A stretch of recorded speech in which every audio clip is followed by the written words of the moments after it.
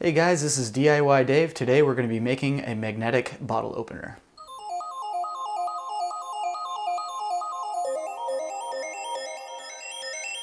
Disclaimer alert, we're going to be using some power tools today, so if you're a little bit younger, you might want to have some parental supervision, and always remember your safety goggles when using power tools. Here are the things that we need to make this magnetic bottle opener. First, I have a block of wood that I got from a friend. It's a piece of maple. You can use any piece of wood that you want, and I'll put the dimensions in the description below for you. A bottle opener. I picked this up at a local shop, but you can pick them up on Amazon for pretty cheap. I have some permanent bond, picked up at a local hardware store. We have some Neodymium magnets, they're very powerful magnets. Again, I picked up at the same local hardware store, but you can find them online as well. Some screws, boiled linseed oil. This is what I'm using for my project. You want to do some research online to find out what works best with the wood that you're using, but you can also paint yours, stain it, whatever you choose, but again, make sure you do some research. I have a microfiber cloth to apply the boiled linseed oil.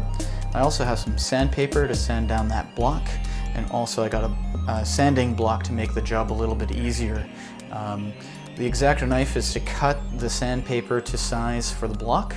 I have also a cordless drill and some drill bits, and then here I have, again, the all-important safety glasses that you'll need when drilling.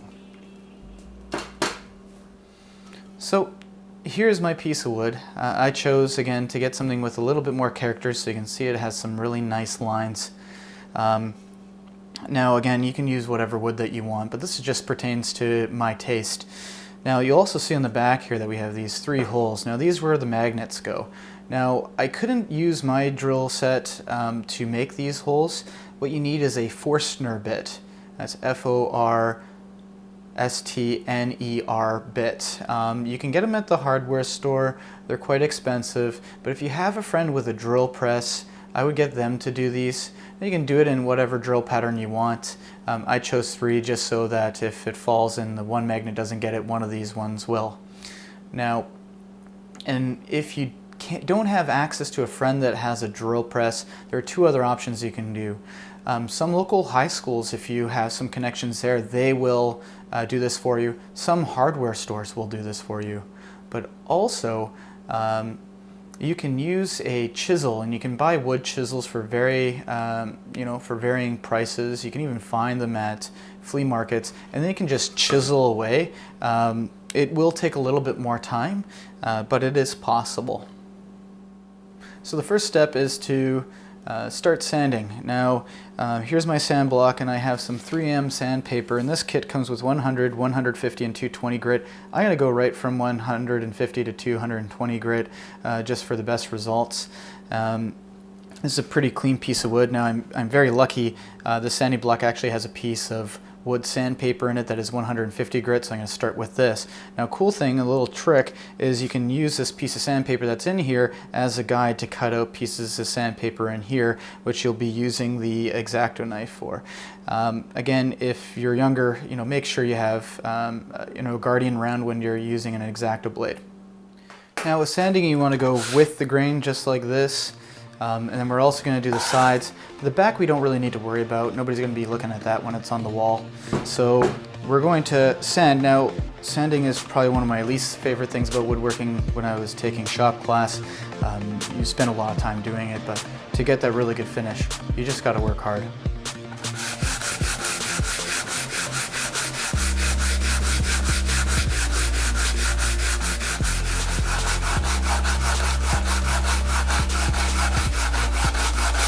Three hours later.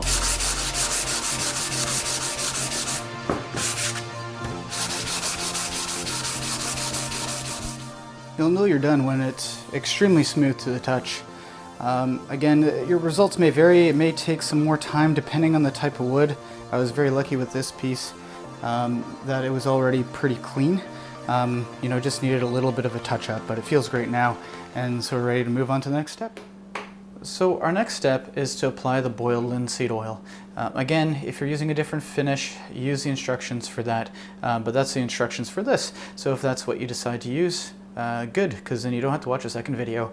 You want to make sure that there's no more dust left on this. I've already gone and removed some of the dust, and so now we're going to apply some linseed oil. And when you do this, you just want to apply a dollop on top of your rag. That's a little bit, that was a little bit too much. But then you can just put it on top and you can already see the colors coming out. Now I already tested the back to see how that would work and how that would look. But as you can see there, you can really see the difference. It gives it a nice satin finish and it brings out the colors of the wood, as you can see here.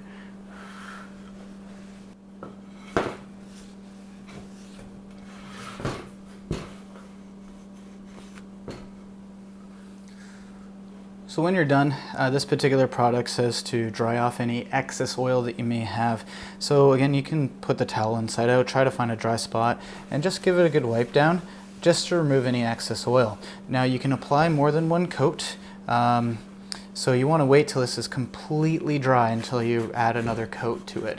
So again, I'm just drying this, just making sure it's not oily to the touch. So after the oil has dried, the next step is to apply the magnets. Now I got this E6000 adhesive. I'll put a link in the description if I find it. It's an industrial strength adhesive, so it should stick okay. Now these magnets are very difficult to pull apart. You can see that there's some plastic washers in between. So, you know, try to separate them so that way they're not connecting with each other. Now with this glue, we have to apply on both sides, so we're going to put some glue on top, and we're going to put some glue inside the hole, and then we're going to apply it inside, and then we're going to double stack our magnet. So as soon as that dries, we're going to apply some more glue.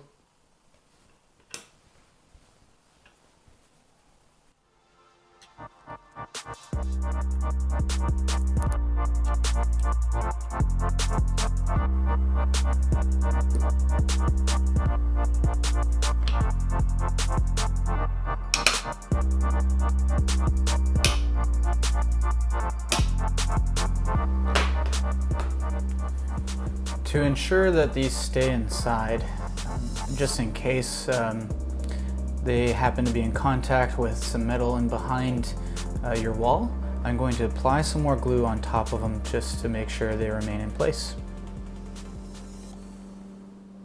So the next step is to essentially let this dry. This particular adhesive says it takes 24 to 48 hours to fully cure, so we're going to take some time just to make sure that it works properly. Again, depending on the glue that you use, it may take more or less time. So it has been a few days and our glue has dried, so the next step is to drill a few holes and attach to the bottle opener and then put it on the wall. So I've clamped down the board onto my table and I marked the spot where I'm going to be drilling, and so now it's time to start drilling.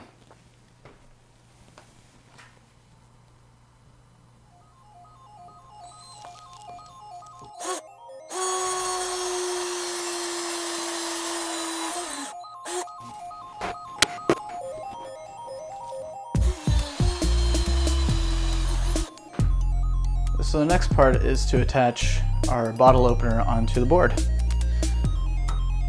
I've already pre-measured where I want to put this, and obviously you don't want to put it to where the magnets are. You want the magnets to be a little bit below. And now it's time to screw in this.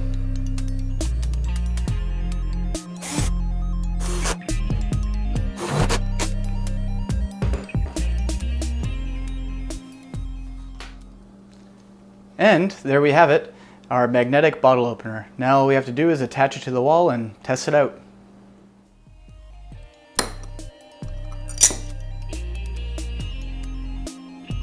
Hey guys, thanks again for watching this video. If you liked it, please like, comment, share, subscribe. If you didn't, press that dislike button. And if you have any other ideas for DIY projects in the future, please put them in the comment section below. Thanks for watching.